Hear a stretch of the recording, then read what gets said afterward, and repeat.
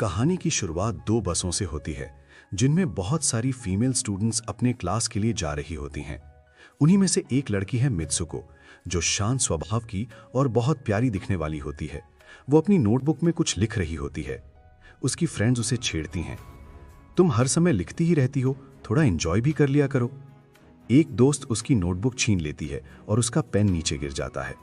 Mitsuko जैसे ही pen उठाने के लिए झुकती है, उसी समय अचानक एक अदृश्य तेज हवा बस को बीच से काट देती है। दोनों बसें और उनमें बैठी सभी लड़कियां आधे में कट जाती हैं। मित्सुको सिर्फ इसलिए बच जाती है क्योंकि वो नीचे झुकी हुई थी।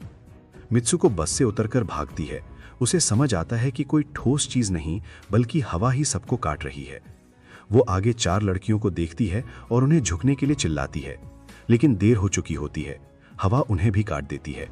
एक लड़की को वो बचा लेती है, लेकिन थोड़ी देर बाद साइकिल चलाती लड़कियों का ग्रुप भी उसी हवा से कट जाता है। जिस लड़की को उसने बचाया था वो भी मर जाती है। अब मित्सुको पूरी तरह अकेली और डरी हुई रह जाती है। भागते भागते वो एक नदी के पास पहुंचती है जहां पहले से ही बहुत सारी कटी हुई डेड बॉडीज पड़ी होती हैं। वो एक लाश के कपड़े पहनकर आगे बढ़ती है। अगले सीन में वो एक नए स्कूल में पहुंचती है। वहां की यूनिफॉर्म अलग होती है। एक लड़की उससे मिलती है जो खुद को उसकी बेस्ट फ्रेंड बताती है। मित्सुको कंफ्यूज हो जाती है, क्या तुम सच में मेरी बेस्ट फ्रेंड हो? वो सदमे में होती है। वहीं तेज हवा चलती है और मित्सुको डर कर अंदर भागती है। दोस्त उसे समझाती है कि यह सिर्फ हवा है। मित्सुको को थोड़ी शांति मिलती है और उसे लगता है शायद यह सपना हो। चारों दोस्त क्लास बंक करने का प्लान बनाती हैं, लेकिन टीचर उन्हें देख लेती है। भागते भागते वो लेक के पास जाती हैं जहां मिरर वर्ल्ड की बात होती है कि एक दुनिया में जो होता है दूसरी में उल्टा हो सकता है। अचानक तालाब से मगरमच्छ निकलकर एक लड़की को खा जाता है। बाद में जब वे क्लास में लौटती हैं, मित्सुको नीचे झुककर तकिया उठाती है और तभी टीचर पूरे क्लास में गोली चलाना शुरू कर देती है। सभी लड़कियां मर जाती हैं। फिर से मित्सुको अकेली। टीचर कहती है, तुम्हारा भी मरना तय है। दूसरी टीचर्स भी फायरिंग करने लगती हैं। बाहर निकलते ही हवा बाकी लड़कियों को काट देती है। मित्सुको फिर अकेली। वो पुलिस स्टेशन जाती है, लेकिन वहां आईना दिखाया जाता है और वो खुद को बदला हुआ देखती है।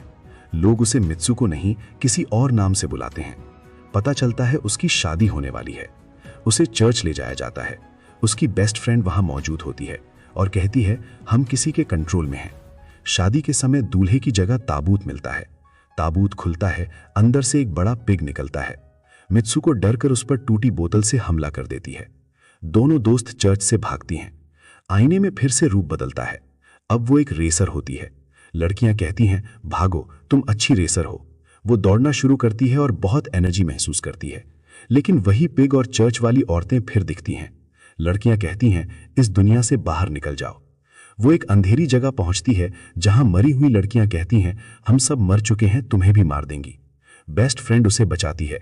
वो कहती है, अपना नाम जोर से पुकारो। मित्सुको अपना नाम चिल्लाती है और अपने असली रूप में लौट आती है। बेस्ट फ्रेंड कहती है, मेरे हाथ की वायर निकाल दो। डरते हुए भी मित्सुको वायर खींच देती है। उसकी दोस्त दो हिस्सों में बंटकर मर जाती है। एक गेट से बाहर निकलते ही मित्सुको पुरुषों की दुनिया में पहुंचती है। वहां उसके पोस्टर लगे होते हैं। एक बूढ़ा आदमी गेम खेल रहा होता है और उसी गेम में मित्सुको का कैरेक्टर दिखता है। वो कहता है, मैंने ये गेम बनाया है, तुम पहले मर चुकी थी, तुम्हारा डीएनए लेकर तुम्हें फिर बनाया। अब मित्सुको को सच्चाई समझ आती है, वो एक गेम का हिस्सा थी। उसे आखिरी लेवल पूरा करने को कहा जाता है। उसे अपनी दोस्त की बात याद आती है कि अगर हम कुछ ऐसा करेंगे जो इस दुनिया में इम्पॉसिबल होगा तो गेम खत्म हो जाएगा। वो अचानक बूढ़े आदमी का गला दबा देती है, फिर उसकी छड़ी उठाकर खुद को मार लेती है। गेम के अंदर वो मर जाती है, लेकिन असली दुनिया में वो जिंदा रहती है। आखिरी सीन में मित्सुको बर्फीली जगह पर लेटी दिखाई देती है। अब वो असली दुनिया में है। बाकी सभी कैरेक्टर्स भी गेम से बाहर हो चुके हैं और यहीं ये दिमाग घुमाने वाली कहानी खत्म होती है। अगर आप